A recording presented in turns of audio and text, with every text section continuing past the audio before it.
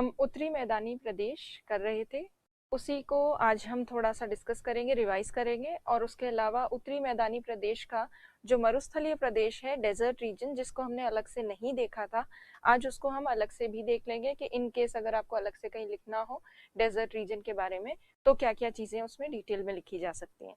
तो वैसे आज हम मरुस्थलीय प्रदेश या डेजर्ट रीजन जो है वो डिस्कस करने वाले, पर पहले प्लेन्स की कुछ इंपॉर्टेंट चीजों को भी रिवाइज करेंगे।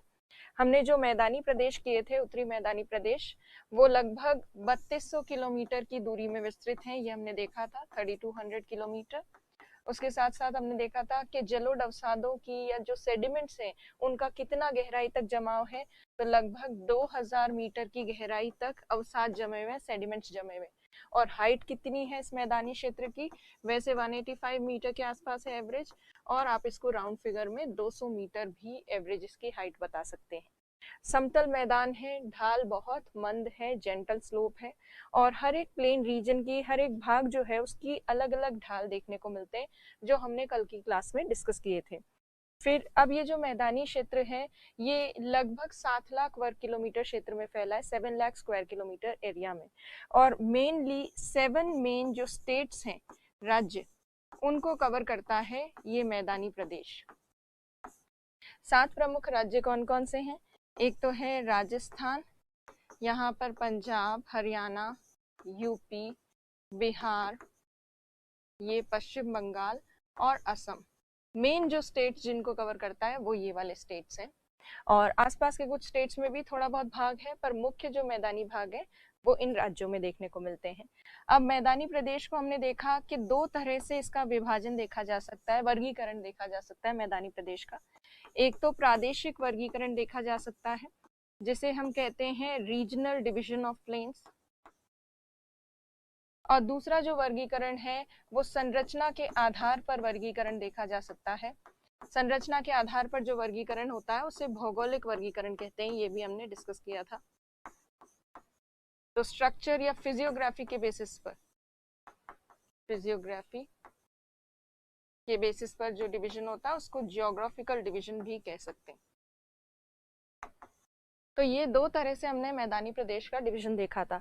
सबसे पहले अगर प्रादेशिक विभाजन की बात करें, रीजनल डिवीजन की, तो उसमें हमने यहाँ देखा था राजस्थान के मैदान, उसके बाद ये वाला जो है ये सतलज का मैदान, सतलज प्लेन्स, ये गंगा के मैदान, और उसके साथ साथ ये ब्रह्मपुत्र के मैदान।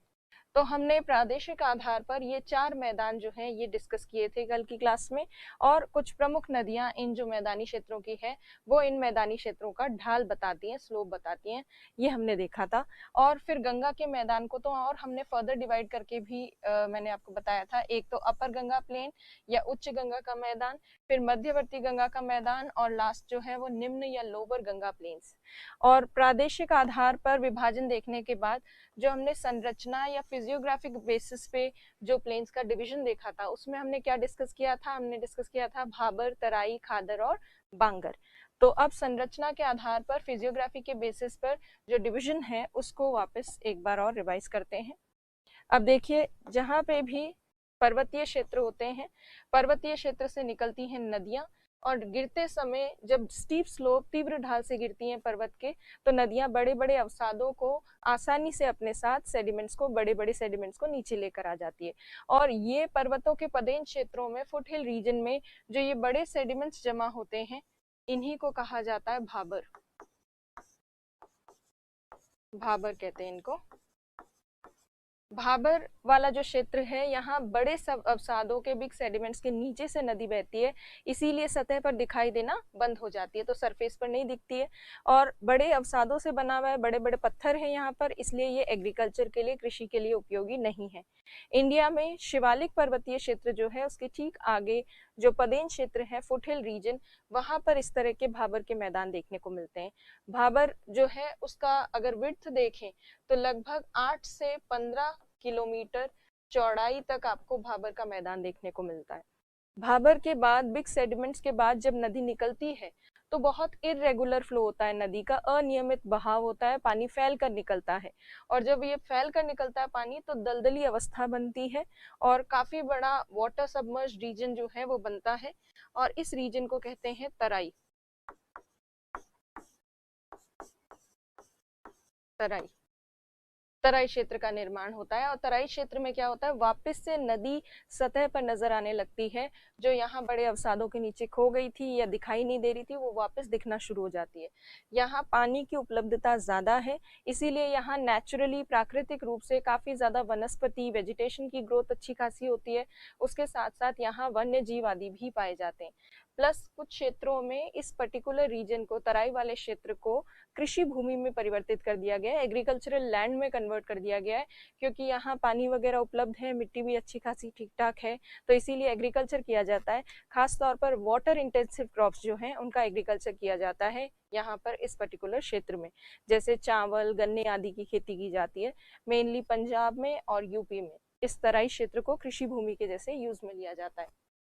तराई के ठीक आगे नदी जो है वो धाराएं मिल जाती है, नदी की बहुत सारी जितनी भी अलग अलग स्ट्रीम्स थी वो सब धाराएं मिलकर एक मुख्य नदी का निर्माण करती हैं।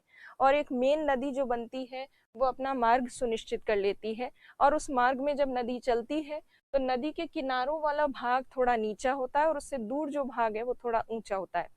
और नदी के ठीक किनारों के पास जो नीचा भाग होता है, हर साल मॉनसून के समय जब वर्षा ज्यादा होती है और बारिश की वजह से पानी ज्यादा होता है नदी में, तो उस स्थिति में नदी का जल जो है वो ओवरफ्लो होकर जाता है या बहकर चला जाता है आसपास के निचले क्षेत्रों में। और जिस क्षेत्र में नदी का जल बहकर जाता है जल स्तर उच्च होने पर, वाटर लेवल हाई होने पर, उस पर्टिकुलर रीजन को कहते हैं नदी का बाढ़ का मैदान, क्योंकि हर साल वो क्षेत्र बाढ़ ग्रस्त हो जाता है, उसमें फ्लड आ जाता है, तो इसीलिए उसको फ्लड प्लेन कहते हैं। तो हर साल जब भी नदी का पानी फ्लड प्लेन रीजन में बहता है तो, और बहने के बाद जब वापस नदी की ओर जाता है जल, तो जल जो है वो पीछे छोड़कर जाता है हर साल नए बारीक अवसाद, बिल्कुल फाइन सेडिमेंट्स यहाँ नदी के आसपास बारीक और नए अवसाद जमा होते हैं। और ये नए बारीक अवसादों वाला जो मैदान है इसको कहते हैं खादर। यहाँ पे भी ये बारीक अवसादों वाला मैदान, इसको कहेंगे खादर। हर साल जब खादर वाले क्षेत्र में नए अवसाद जमा होते हैं, नए सेडिमेंट्स, तो उसके दौरान जो पानी बहता है, बाढ़ जब आती है तो पानी पुराने अवसादों को साइड में कर देता है। और हर साल जब पुराने अवसाद साइड में इकट्ठे होते जाते हैं तो धीरे धीरे खादर के पास में एक ऊंचा क्षेत्र बनता है जहाँ पुराने अवसाद होते हैं। और इन पुराने अवसादों में कंकड़ की या कैल्शियम के पिंड पाए जाते हैं, जिनको कंकड़ कहते हैं, कैल्शियम के लम्प्स होते हैं।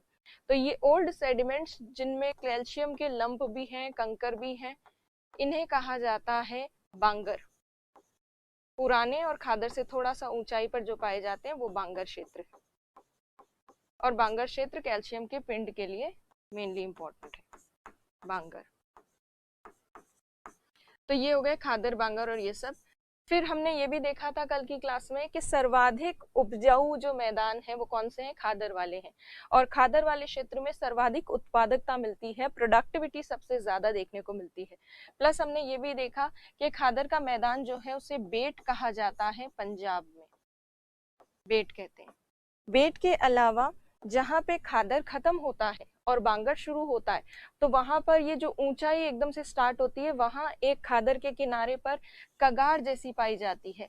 और ये जो कगार जैसा हिस्सा है ये वाला, इसे कहा जाता है, वैसे तो ज्योग्राफिकल टर्म जो इसके लिए यूज होती है वो होती है ब्लफ। वैसे तो ज्योग्राफिकल टर्म जो यूज होती है वो ब्लफ होती है, या इसको कगार कह सकते हो, जो ठीक खादर के किनारे पाई जाती है। और इसे स्थानीय भाषा में पंजाब में क्या कहा जाता है, ढाया कहा जाता है, ढाया, ढाया भी कह सकते हैं इसको।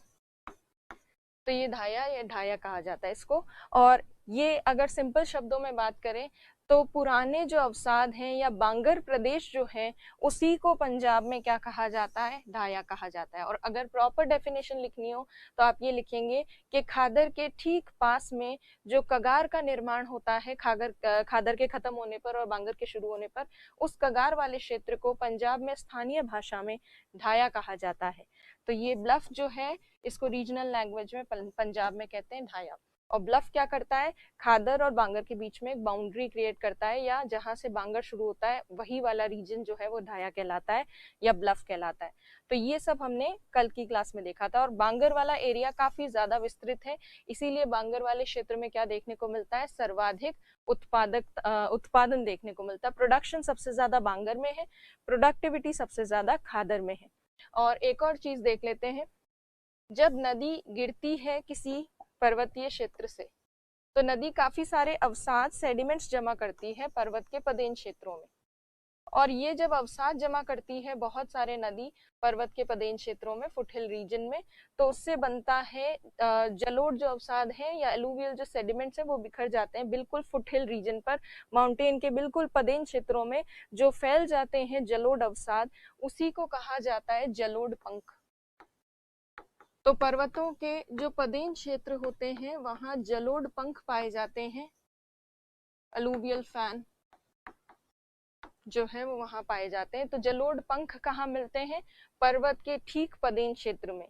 तो जिस तरह से नदी पर्वत से उतरते ही जलोढ़ पंख बनाती है, उसी तरह से जब नदी समुद्र में गिरती है उससे पहले भी नदी की स्पीड बहुत कम हो जाती है और नदी बहुत सारे अवसाद जमा करती है, और जब नदी सेडिमेंट्स जमा करती है उससे बनता है डेल्टा।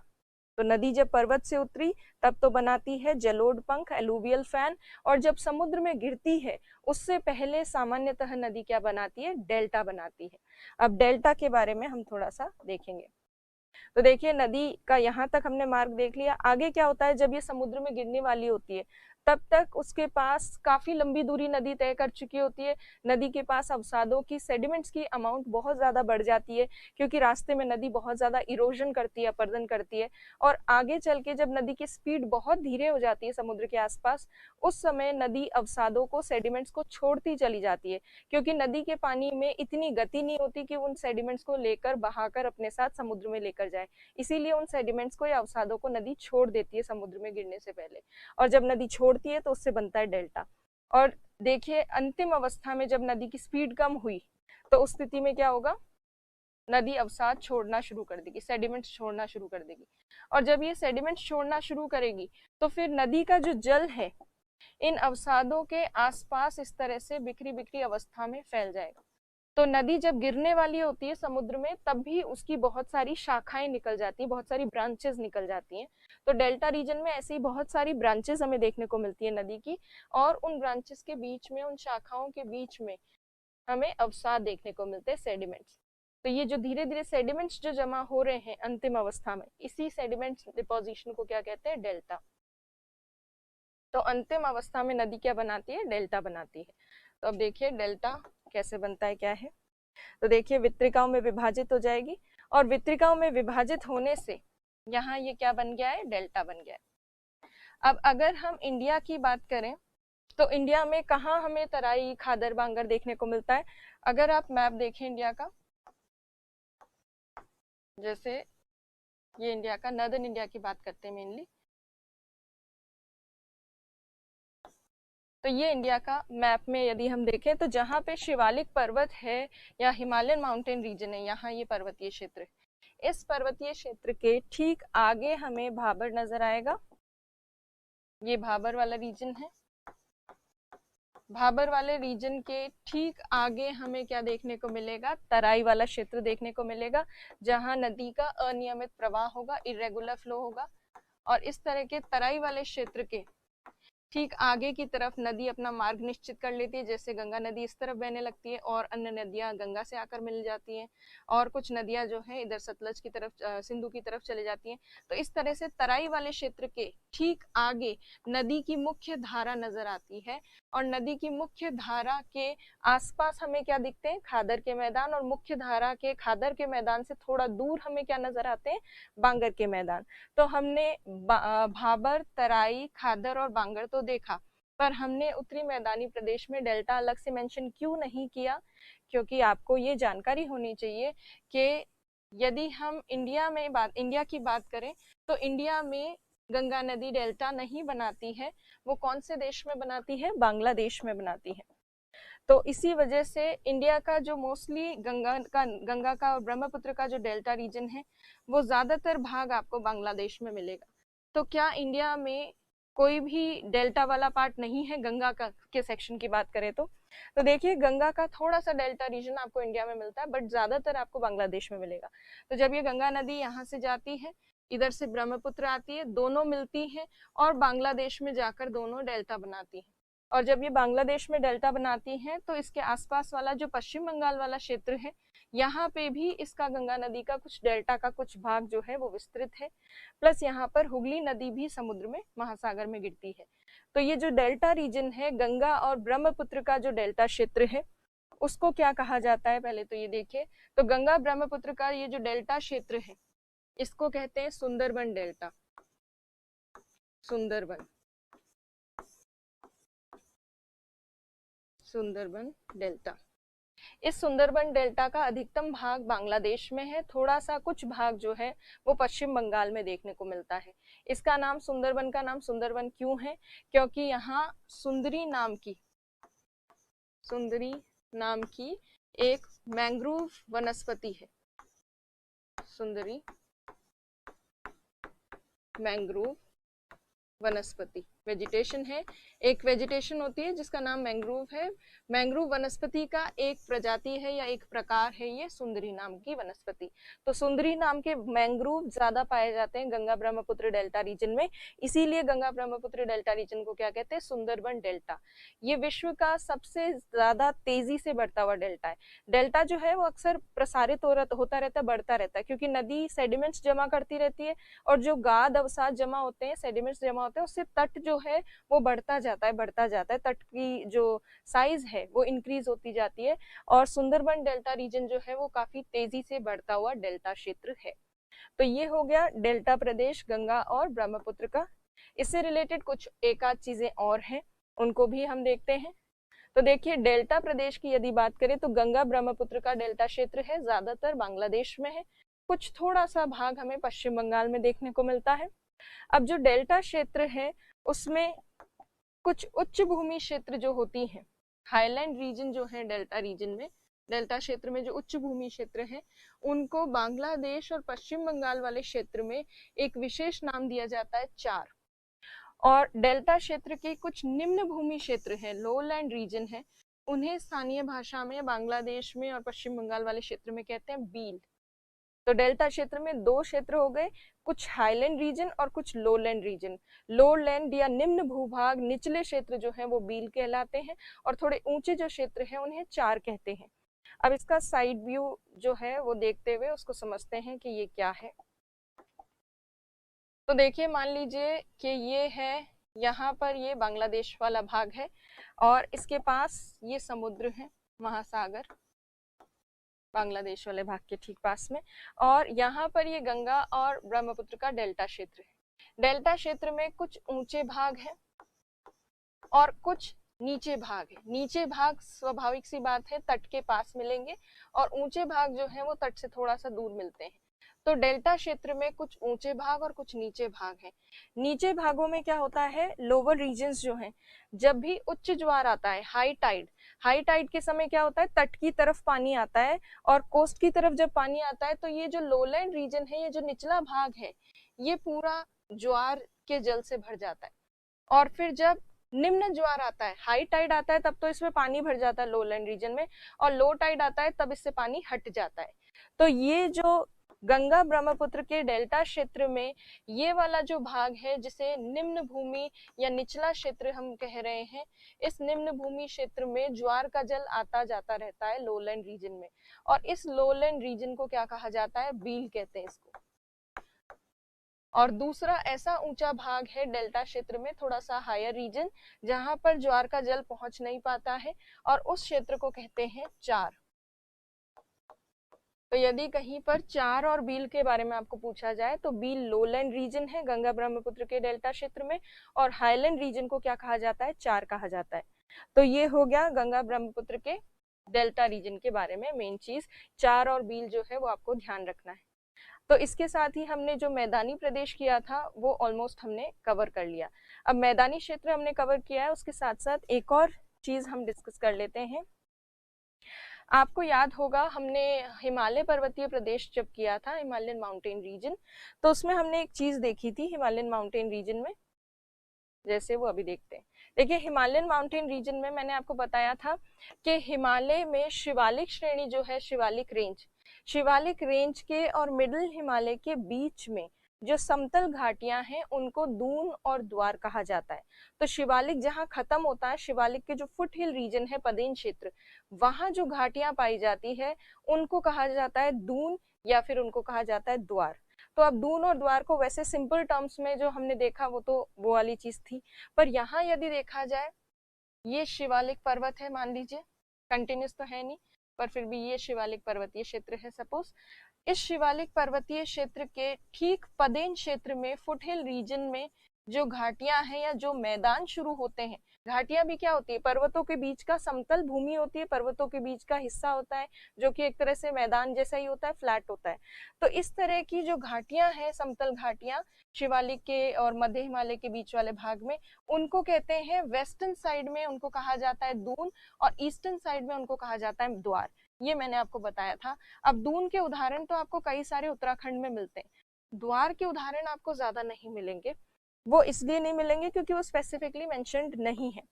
तो अब यहाँ यदि आप देखें, ये शिवालिक माउंटेन जो है, इसके और मिडिल हिमालय के बीच में यहाँ उत्तराखंड में देहरादून, कोटली दून, ये सब दून नाम की आपको कई सारी वैलीज मिलेंगी।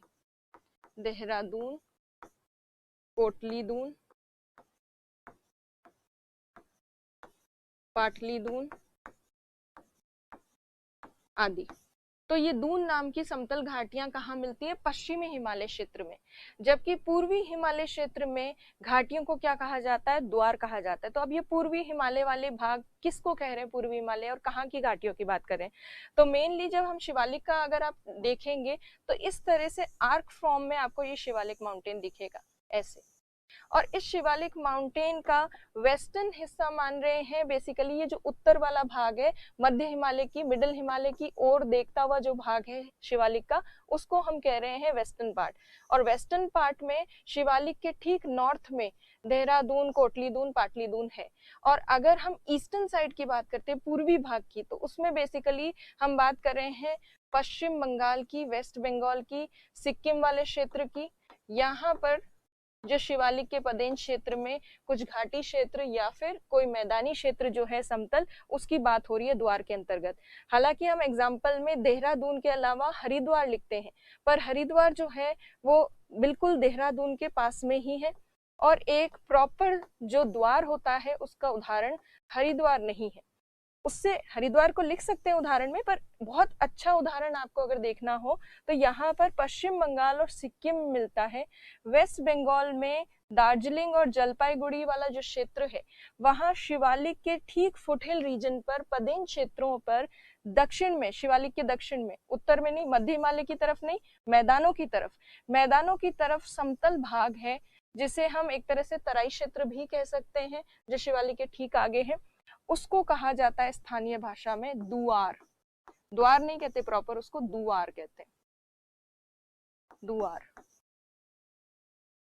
तो यदि दून और द्वार आपके कहीं पूछा जाए डिटेल में, तो आप ये लिखेंगे कि दून जो होती है वो समतल घाटियां होती हैं जो शिवालिक के और मध्य हिमालय के बीच में पश्चिमी हिमालय वाले भाग में पाई जाती हैं, जबकि द्वार जो है ये भी एक तरह से शिवालिक के पदेन क्षेत्र में ही मिलती है, पर ये पूर्वी भाग में मिलती है हिमालय के, और मुख्य रूप से पश्चिम बंगाल और सिक्किम वाला जो क्षेत्र है, वहां शिवालिक से उतरते ही या शिवालिक के ठीक पदेन क्षेत्रों में जो तराई क्षेत्र के आसपास वाला रीजन है, तराई क्षेत्र के आसपास वाला क्षेत्र है, उसको दुआर कहते हैं।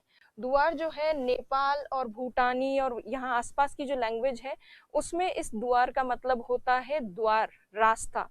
तो ये पर्वतीय क्षेत्र खत्म होने के बाद ये जो फ्लैट रीजन आता है, इसकी वजह से आगे की तरफ रास्ता मिलता है, और इसी वजह से इसको दुआर कहा जाता है। और पश्चिम बंगाल वाले और सिक्किम वाले क्षेत्र में, खास तौर पर वेस्ट बंगाल में जो दुआर वाले क्षेत्र हैं, इनका यूज किया जाता है चाय की खेती के लिए, टी कल्टीवेशन किया जाता है। वेस्ट बंगाल की टी जो है वो बहुत फेमस है। तो दुआर बेसिकली आपको ट्रू फॉर्म में दुआर कहाँ देखने को मिलेंगे, वेस्ट बंगाल में देखने को मिलेंगे, शिवालिक के ठीक फुटहिल रीजन पर पदेन क्षेत्र में, और शिवालिक के दक्षिण की तरफ, उत्तर की तरफ नहीं मिलेंगे, दक्षिण की तरफ मिलेंगे प्रॉपर्ली, क्योंकि यहाँ आते आते रेंजेस जो हैं श्रेणियां वो बहुत नजदीक हो जाती है, इसीलिए रेंजेस के बीच में, श्रेणियों के बीच में जगह बहुत कम बचती है। तो ये हो गया दून दुआर वाला जो कॉन्सेप्ट है, वो भी मुझे आपको और थोड़ा सा डिटेल में बताना था। तो वास्तव में दून द्वार होते पदेन क्षेत्र के समतल भाग है, शिवालिक के पदेन क्षेत्र के समतल भाग को दून कहा जाता है पश्चिमी भाग में, और द्वार कहते हैं पूर्वी भाग में। द्वार बेसिकली एक तरह से तराई क्षेत्र ही हो जाता है, और दून एक प्रॉपर घाटी होती है, वैली होती है, जैसा कि देहरादून देखने को मिलती है।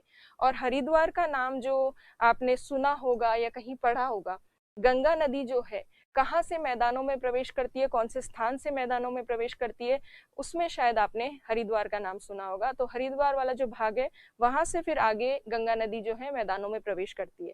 तो हरिद्वार वाला जो भाग है वो भी कहाँ है, शिवालिक के दक्षिण के भाग के या पदेन क्षेत्र जो है उसके ठीक पास में। तो दून और दुआर जो है वो आपको और थोड़ा बेटर क्लियर हो गया होगा।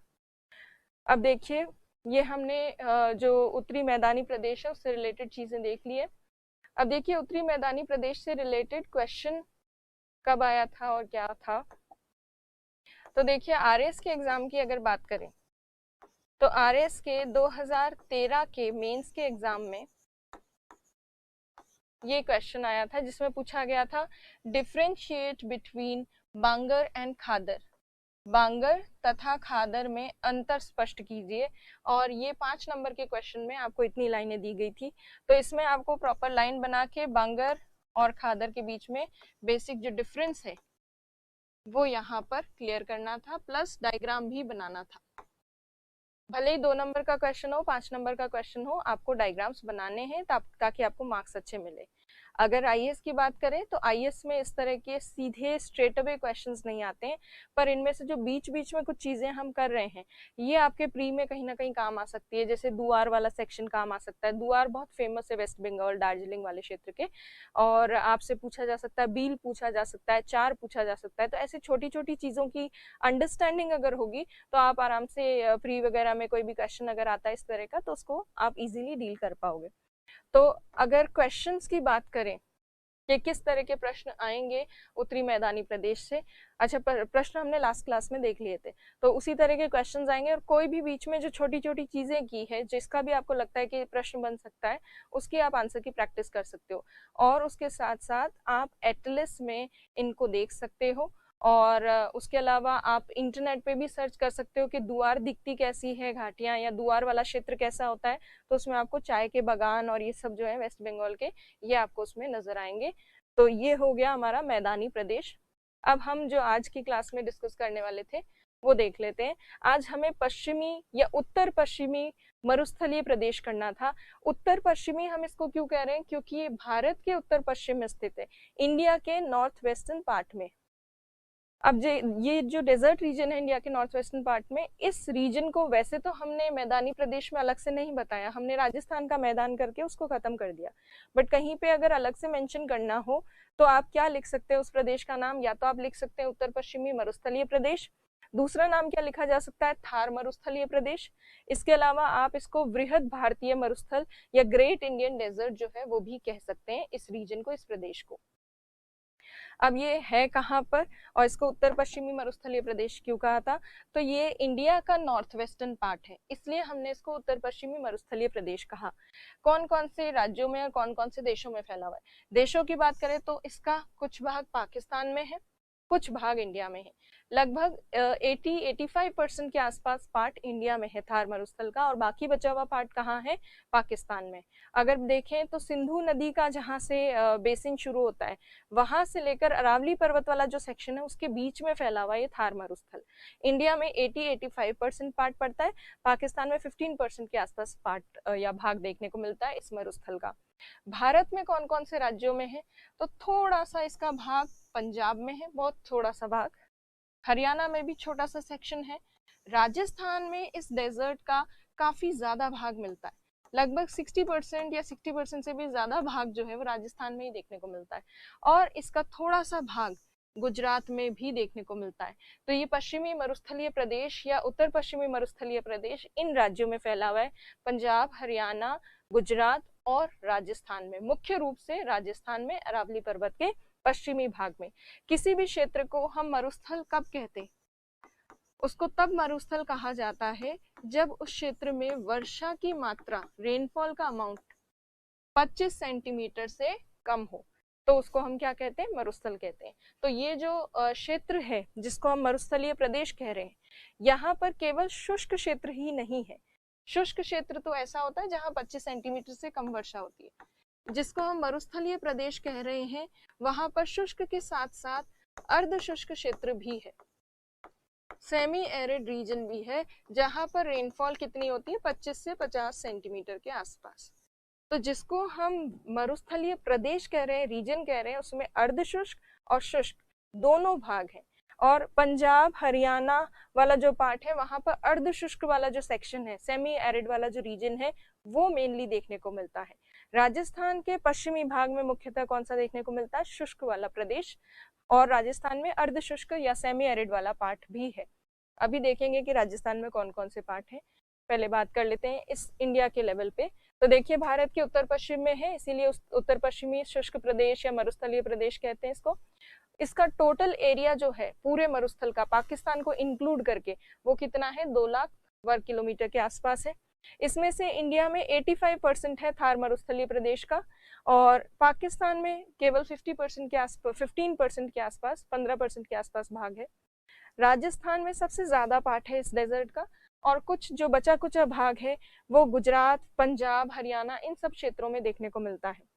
यहाँ पे शुष्क और अर्ध शुष्क दोनों तरह के क्षेत्र हमें देखने को मिलते हैं।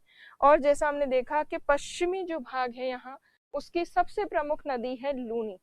और उसके अलावा जहाँ पर शुष्कता होती है, एरिड कंडीशंस ज्यादा होती हैं, वहाँ अक्सर क्या देखने को मिलती है? लवणीय झीलें, सलाइन लेक्स बहुत सारी देखने को मिलती है।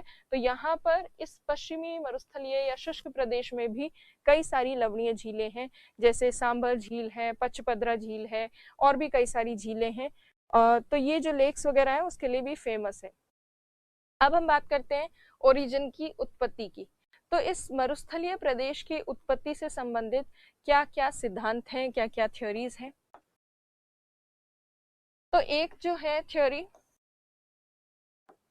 थ्योरी के अंतर्गत तो मुख्यतः ये माना जाता है कि जो आसपास जो चट्टाने हैं या रॉक्स हैं, जैसे अरावली पर्वत जो है उसकी चट्टाने हैं, चट्टाने जब अपर्दित होती हैं या चट्टानों के अपर्दित होने से, चट्टानों के इरोजन से, घिसने टूटने से, अपक्षय और अपर्दन दोनों आएंगे इसमें, तो रॉक्स जो हैं उनके अपर्दन के कारण बालू रेत बनी या बालू मिट्टी बनी, और उसी बालू मिट्टी के कारण, रेत के कारण मरुस्थल का निर्माण हुआ। ऐसा कुछ वैज्ञानिकों का या कुछ जो है भूगोल शास्त्री, उनका मानना है कि रॉक्स जो हैं उनका इरोजन हुआ, उनकी वेदरिंग हुई, और रॉक्स के इरोजन और वेदरिंग से जो सैंडी सॉइल बनी, उसी सैंडी सॉइल के कारण डेजर्ट बन गए।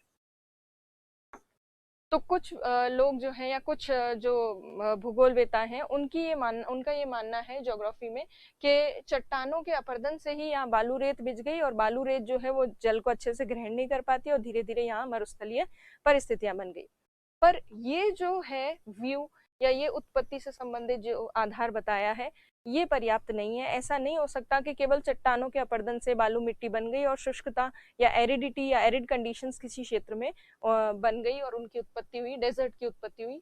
तो ये 100% सही नहीं है, ये वाली जो थ्योरी है या ये वाला जो अनुमान है। इसके अलावा और क्या अनुमान है? तो कुछ भूवैज्ञानिकों का ये मानना है कि इस मरुस्थलीय क्षेत्र में ये चट्टानों का अपर्दन हुआ कैसे। माना कि ठीक है, रॉक्स के अपर्दन से बालू मिट्टी बनी होगी, पर ये रॉक्स इरोड क्यों हुई, अपर्दन क्यों हुआ? कौन करता है चट्टानों का अपर्दन? चट्टानों का अपर्दन होता है, रॉक्स का इरोजन होता है बहिर्जनित कारकों की वजह से। एक्सोजेनस जो एजेंट्स होते हैं, जैसे वाटर, पानी हुआ, और ये जो पवने हुई, विंड्स आदि। तो कुछ वैज्ञानिकों का ये मानना है कि केवल विंड्स की बात करें तो केवल पवने इतना ज्यादा इरोजन नहीं कर सकती। इसका मतलब ये जो चट्टाने अपर्दित हुई हैं और बालू रेत बनी है और मरुस्थल बना है, तो ये चट्टानों के अपर्दन के पीछे जल की जरूर से भूमिका है। जल की वजह से ही ये चट्टानें अपरदित हुई होंगी। तो कुछ वैज्ञानिकों का मानना है यहाँ पर पहले नदियां थी, जल था, और उस जल के कारण ये चट्टानें, रॉक्स इरोड हुई, और इनके इरोजन की वजह से धीरे धीरे यहाँ पर ये बालू मिट्टी या रेत जो है वो बिछ गई और मरुस्थल बने। तो कुछ लोगों का ये मानना है कि यहाँ पर पहले जल था। जल किस आधार पर था, किस तरह से था? नदियों के रूप में था, जैसा कि हमें घग्गर नदी के अवशेष मिलते हैं, और इसी वजह से कहा जा सकता है कि पहले ये क्षेत्र आर्द्र था, आर्द्र क्षेत्र था, और बाद में धीरे धीरे ये शुष्क हो गया। तो कुछ लोगों का ये मानना है, और कुछ तो बिल्कुल ही अलग सोचते हैं। टूशो या ऐसे जो कुछ वैज्ञानिक है, टूशे करके एक वैज्ञानिक है, उनका तो ये मानना है कि ये अपर्दन अपर्दन नदियां वदियां सब छोड़ो, मॉनसून पवने जो आती है ना दक्षिण पश्चिम से, साउथ वेस्ट से जो मॉनसून विंड्स आती हैं, वो अपने साथ भर भर के रेत लेकर आई, और उनकी वजह से आकर यहाँ पर जो है रेत बिछ गई। तो टूशे महाशय जो है वो बिल्कुल हाई लेवल का सोचते हुए उन्होंने ये सीधा बताया कि किसी और का योगदान नहीं है, ये तो मॉनसून पवनों का योगदान है। मॉनसून पवने अपने साथ उड़ा उड़ा कर लेकर आई है ये मिट्टी या ये सैंड, जिसकी वजह से धीरे धीरे मरुस्थल बना है।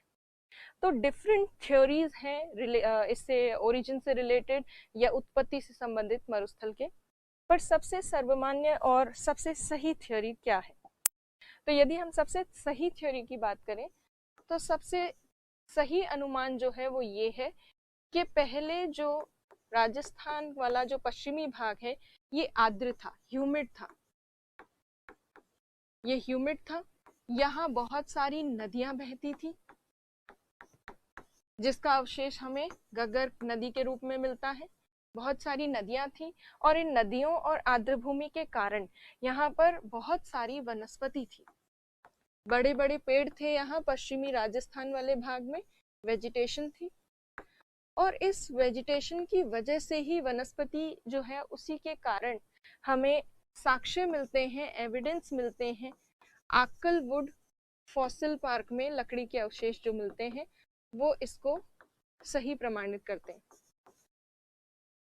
आक्कलवुड, तो आक्कलवुड जो फॉसिल पार्क है उसमें जो लकड़ी के फॉसिल्स मिलते हैं, लकड़ी के जो जीवाश्म मिलते हैं पेड़ पौधों के, वो ये साक्ष्य देते हैं कि पहले यहाँ पर कभी वनस्पति रही होगी।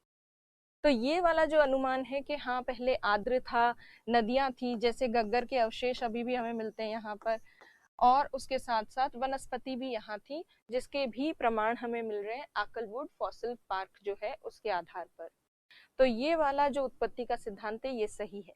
तो जब राजस्थान का पश्चिमी भाग पहले आर्द्र था तो ये धीरे धीरे शुष्क कैसे हो गया? तो जो भूगोलवेत्ता इसका पक्ष करते हैं या इसका पक्ष लेते हैं इस ओरिजिन थ्योरी का, उनका ये मानना है कि कुछ समय बाद ये जो राजस्थान का पश्चिमी भाग है, ये आंतरिक जो भूगर्भिक गतिविधियां होती है, हलचल होती है अंदर की तरफ, इंटरनल जो एक्टिविटीज होती हैं अर्थ में, उसकी वजह से ये वाला राजस्थान का वेस्टर्न पार्ट ऊपर उठ गया, और जब ये भाग ऊपर उठा, राइज अप हुआ, उसकी वजह से इसकी ऊंचाई बढ़ गई, और जब ये ऊंचाई बढ़ गई तो नदियां जो हैं उनका ढाल चेंज हो गया, स्लोप चेंज हो गया। इसलिए यहाँ की जो अधिकतम नदियां थी वो या तो सिंधु इंडस रिवर की तरफ डाइवर्ट हो गई या गंगा रिवर की तरफ, गंगा नदी की तरफ डाइवर्ट हो गई। और इसीलिए ऊंचा उठ जाने के कारण यहाँ जो पहले पूर्व काल में कोई नदियां रहा करती होंगी, बहती होंगी, वो आना यहाँ पर बंद हो गई, क्योंकि उन्होंने अपना रास्ता चेंज कर लिया, वो डाइवर्ट हो गई दूसरी तरफ, जहां उनको ढलान मिला नदियों को, वो वहां बहकर चलेगी। तो ये आर्द्र भूमि क्षेत्र था राजस्थान का। उसके बाद भूगर्भिक हलचलों की वजह से राजस्थान का ये भाग जो है वेस्टर्न पार्ट, ये ऊपर उठा, ऊपर उठने से नदियां यहाँ से हट गई, नदियों ने अपने मार्ग बदल दिए, और धीरे धीरे नदियां जब बंद हो गई यहाँ पर आना तो ये क्षेत्र शुष्क होता गया। और कुछ एक वैज्ञानिकों का ये भी मानना है कि जब ये भाग आर्द्र था, जब ये ह्यूमिड था रीजन, जहाँ यहाँ पर बहुत सारी नदियां थी, तो यहाँ की नदियां अरब सागर में गिरती भी थी, या जो आगे जो समुद्र है उसमें गिरती भी थी, और राजस्थान का कुछ एक भाग जलमग्न भी था या समुद्र से कवर्ड भी था, बिल्कुल तटवर्ती क्षेत्र के आसपास वाला कुछ एरिया ऐसा था, या राजस्थान का सदर्न पार्ट का कुछ पार्ट ऐसा था जो कि सबमर्ज था, वाटर में, पानी से ढका हुआ था। तो मरीन डिपॉजिट्स भी राजस्थान में मिलते हैं, कई सारे समुद्र के या जल के, समुद्र से ढके होने के साक्ष्य भी राजस्थान में कई सारे मिलते हैं। तो पहले ये राजस्थान वाला जो वेस्टर्न पार्ट है ये समुद्री जल से ढका हुआ था, इसका कुछ भाग, ऐसा भी कई वैज्ञानिकों का मानना, और इसके भी तथ्य मिले हैं, क्योंकि कई सारे मरीन डिपॉजिट्स भी हैं, कहीं कहीं राजस्थान में मिलते हैं। तो कुल मिला के उत्पत्ति से संबंधित सिद्धांत में क्या सिंपल भाषा में कहा जा सकता है कि सबसे सर्वमान्य सिद्धांत ये है कि राजस्थान का पश्चिमी भाग पहले शुष्क ना होकर आर्द्र था, यहाँ बहुत सी नदियां बहती थी तथा यहाँ विभिन्न प्रकार की वनस्पति पाई जाती थी, और उसके साक्ष्य हमें आकलवुड जीवाश्म जो पार्क है उसमें देखने को मिलते हैं। और कालांतर में ये जो भाग है राजस्थान का ये ऊपर उठ खड़ा हुआ भूगर्भिक गतिविधियों के कारण, जिसकी वजह से नदियों ने अपना प्रवाह क्षेत्र बदल दिया और धीरे धीरे ये क्षेत्र शुष्क हो गया, एरिड हो गया। तो अगर आपको एक्सप्लेन करना हो तो आप इस तरह से एक्सप्लेन कर सकते हो। अब एक्सप्लेनेशन यहाँ पर लिखा है, जैसे इंग्लिश में मैंने रीड आउट नहीं किया वो देख लेते। The Akal wood fossil park of this region shows that earlier this region was covered with trees, which is a proof that earlier it was a humid and fertile region। बहुत उपजाऊ और आर्द्र क्षेत्र था जहाँ बहुत सारी where many rivers used to flow, but later this region got uplifted due to which rivers changed their course and joined Indus and Ganga river। This is why this region gradually became dry because of lack of water। तो धीरे धीरे नदियों ने बहाव क्षेत्र change कर दिया, तो ये क्षेत्र धीरे धीरे ये एरिया शुष्क हो गया, ड्राई हो गया। तो ये है ओरिजिन से रिलेटेड जो मेन कॉन्सेप्ट है कि कैसे बना मरुस्थलीय क्षेत्र, तो वो ये है।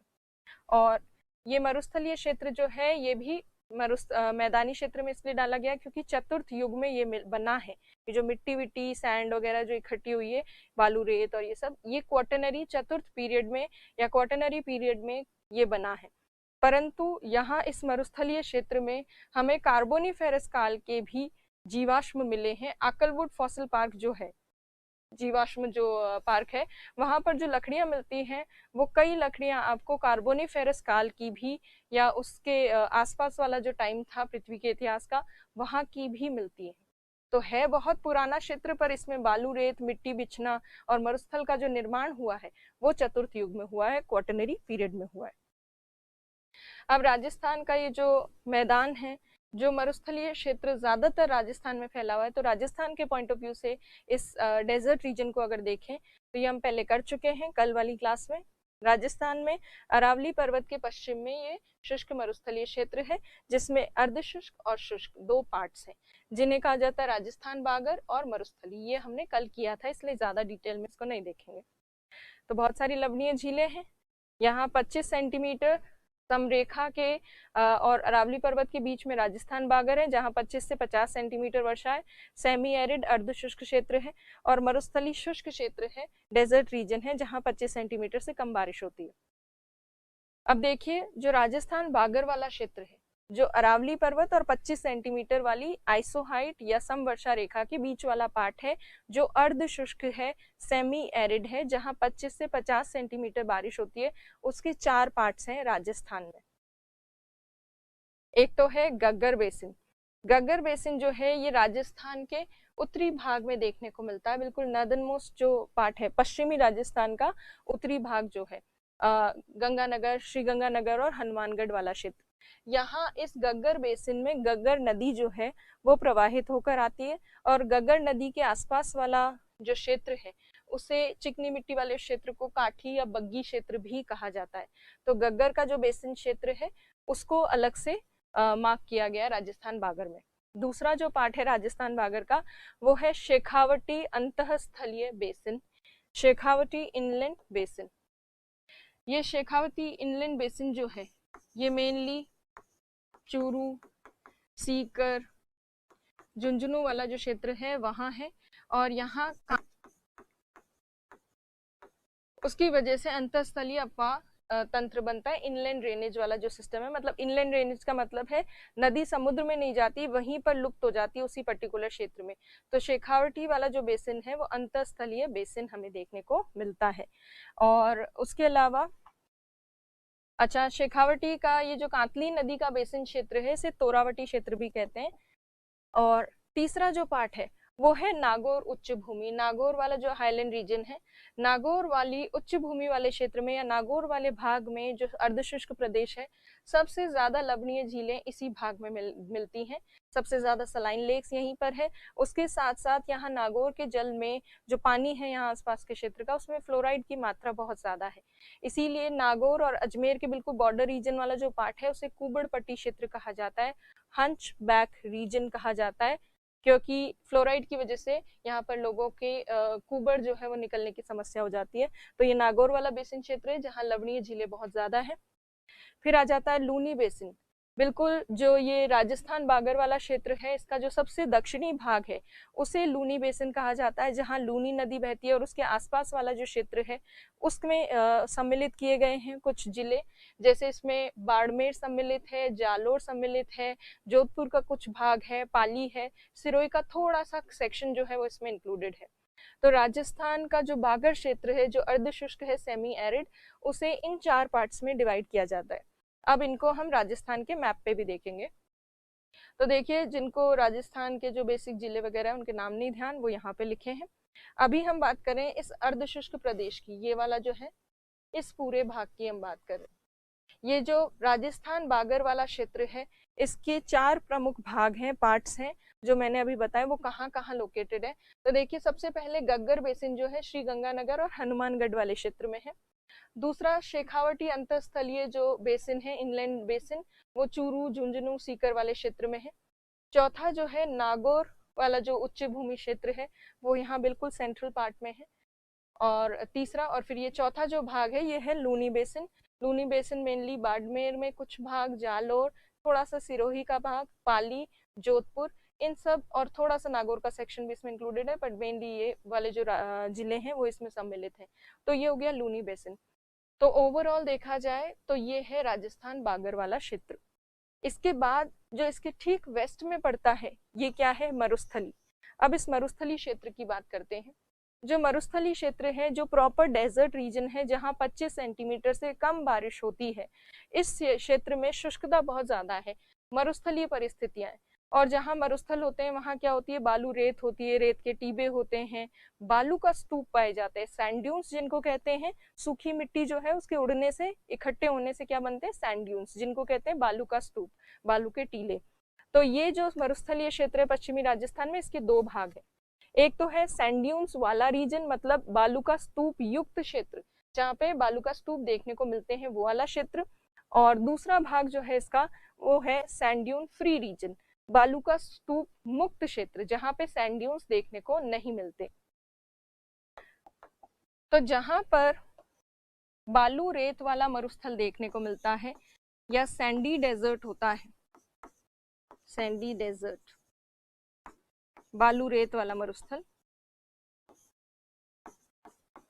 या बालू मरुस्थल, उसे कहा जाता है अर्ग। अर्ग कहते हैं उसको, अर्ग या इर्ग कह सकते हो।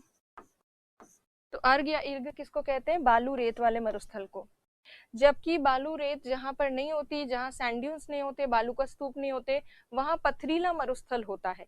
और जो पथरीला मरुस्थल होता है, पथरीला, या फिर जहां पे रॉकी डेजर्ट हमें देखने को मिलता है, उस रॉकी डेजर्ट को कहते हैं हमादा, हमादा।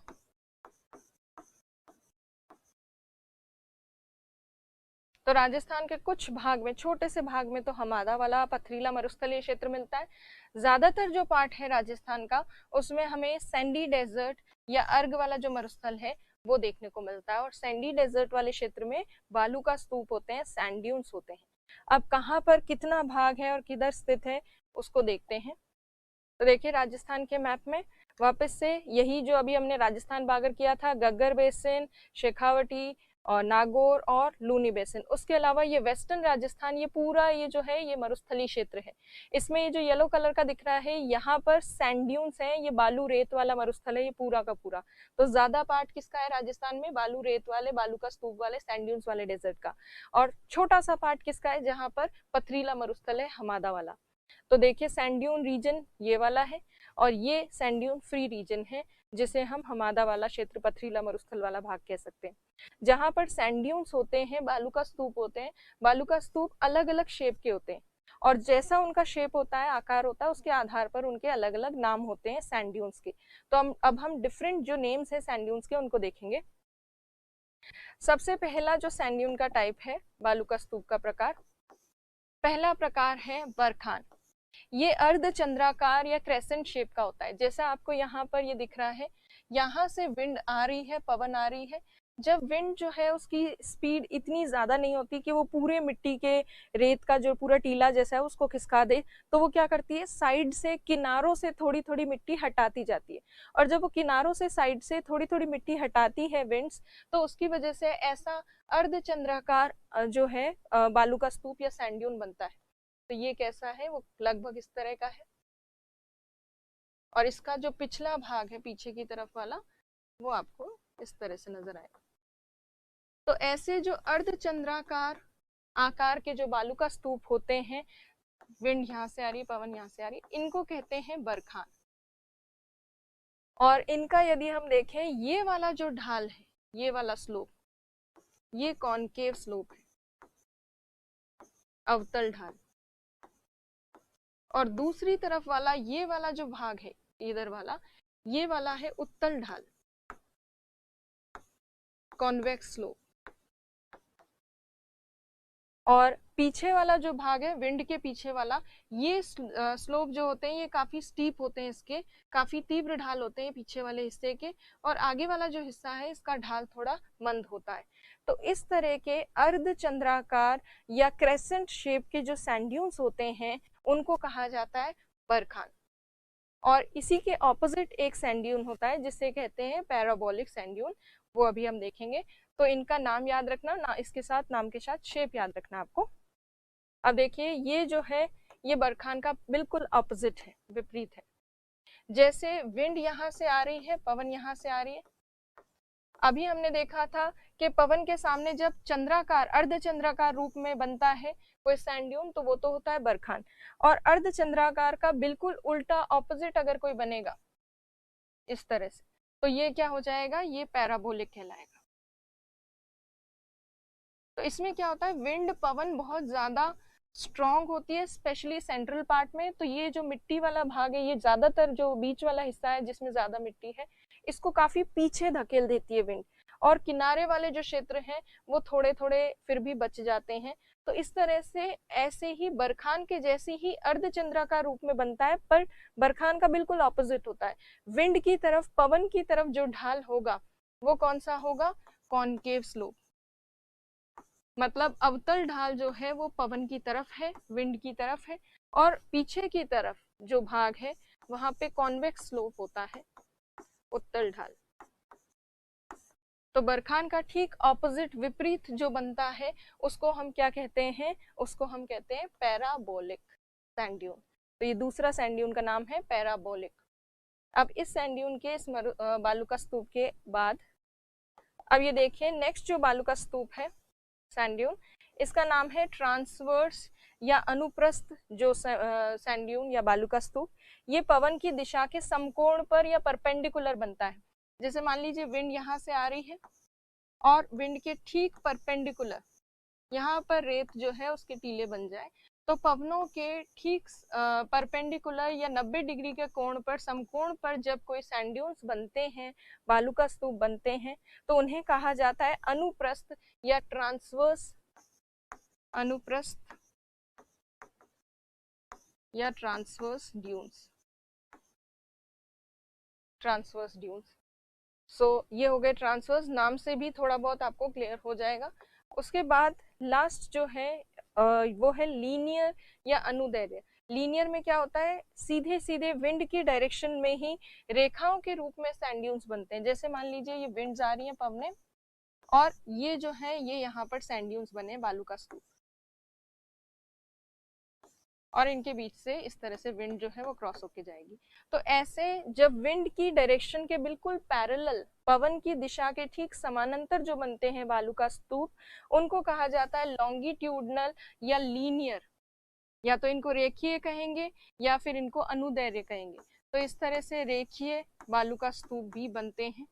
तो ये चौथा प्रकार हो गया। तो हमने 4 किए हैं, बरखान, पैराबोलिक जो बरखान का बिल्कुल विपरीत उल्टा है, फिर उसके बाद ट्रांसवर्स अनुप्रस्थ, और अनुदैर्घ्य जिसमें लंबी लंबी रेखाओं के रूप में बालू का स्तूप सैंड ड्यून्स बनते हैं। फिर अब देखिए ये चारों सैंड ड्यून्स जो हैं वो एक साथ, बरखान जो क्रेसेंट शेप का होता है, बरखान का उल्टा पैराबोलिक, फिर ट्रांसवर्स जिसके बिल्कुल विंड के समकोण पर, पवन के समकोण पर जो बनता है परपेंडिकुलर टू विंड, और विंड के पैरेलल जो बनता है वो है लॉन्गिट्यूडनल या रेखीय। ये 4 हमने देख लिए। उसके बाद आप देखिए जब कहीं पर मान लीजिए विंड यहाँ से आ रही है, तो क्या आप इस तरह के को पहचान पा रहे हैं ये कौन सा सैंड ड्यून होगा? अगर पवन यहाँ से आ रही है और पवन के सामने इस तरह से अर्धचंद्राकार रूप में कोई बना है सैंड ड्यून, और उसका उत्तर ढाल कॉन्वेक्स स्लोप विंड की तरफ है, तो उस स्थिति में कौन सा सैंड ड्यून हो गया? ये है बरखान। जब भी कभी कहीं बरखान जैसा सैंड ड्यून बना हो और पवन सडनली अपनी डायरेक्शन चेंज कर ले, विंड डायरेक्शन चेंज कर लेगी, तो उसकी वजह से क्या होता है, मान लीजिए पहले ऐसे चल रही थी, अब विंड ने सडनली इस तरफ चलना शुरू कर दिया, इस तरफ बहना शुरू कर दिया। मान लीजिए पहले सीधा चल रही थी इस तरफ, अब इधर टर्न हो गई विंड, तो उस स्थिति में क्या होगा, इस किनारे को और ज्यादा आगे तक खींच कर लेके जाएगी विंड। और जब बरखान का ही एक हिस्सा, एक किनारा जो है वो फैल जाता है या बहुत विस्तृत हो जाता है, जैसे मान लीजिए एक साइड उसकी बहुत ज्यादा फैल जाए बरखान की, तो ऐसा जो सैंड ड्यून बनता है जिसमें बरखान की एक एज, एक कॉर्नर एक्सटेंड हो जाता है, उसको एक विशेष नाम दिया जाता है, उसको कहते हैं सीफ। तो ऐसे जब बरखान का विस्तार हो जाता है उसकी एक एज का, तो उसको सीफ कहा जाता है। इसी तरह से जब कहीं पर विंड की डायरेक्शन फिक्स नहीं हो और चारों तरफ से अनियमित रूप से इरेगुलर फॉर्म में विंड्स चलें, पवने चलें, तो क्या होता है, कुछ इस तरह के मरुस्थल में बालू का स्तूप बनते हैं या सैंड ड्यून्स बनते हैं, जो किस तरह के दिख रहे हैं आपको? तारानुमा दिख रहे हैं, स्टार शेप्ड। तो जहां पर इरेगुलर फ्लो होता है विंड्स का, वहां स्टार शेप्ड या तारानुमा सैंड ड्यून्स या बालू का स्तूप देखने को मिलते हैं। तो ये तारानुमा बालू का स्तूप है। तो टोटल हमने 4 + 2 6 बालू का स्तूप जो है, 6 सैंड ड्यून्स, वो यहाँ पर डिस्कस कर लिए।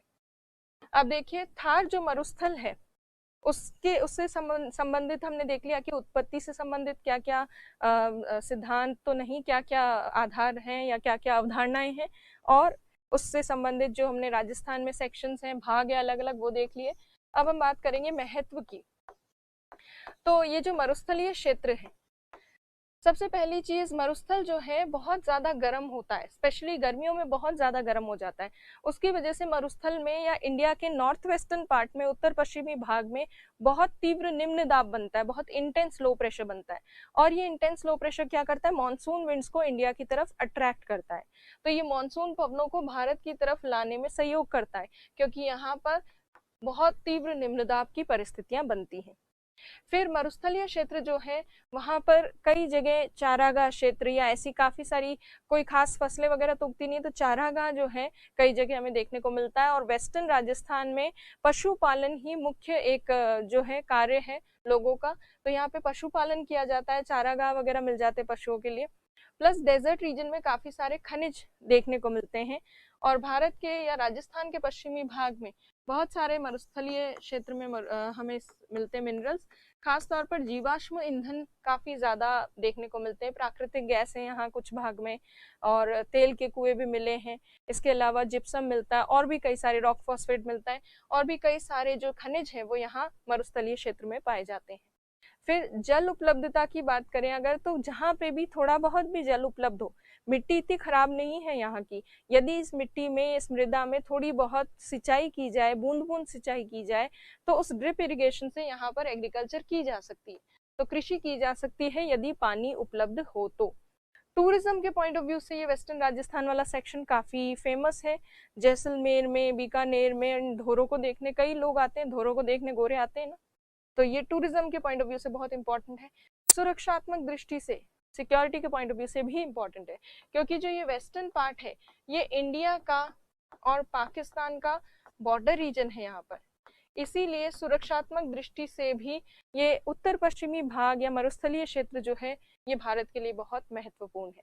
तो आज की क्लास में हमने मरुस्थलीय प्रदेश भी अलग से देख लिया, मैदानी प्रदेश से रिलेटेड जो भी छोटे मोटे फैक्ट्स थे वो भी हमने देख लिए। तो ओवरऑल हमने प्लेन रीजन जो है, उत्तरी मैदानी प्रदेश, वो आज कंप्लीट कर लिया है। कल की क्लास में हम और भी आगे चीज़ें डिस्कस करेंगे। Thank you.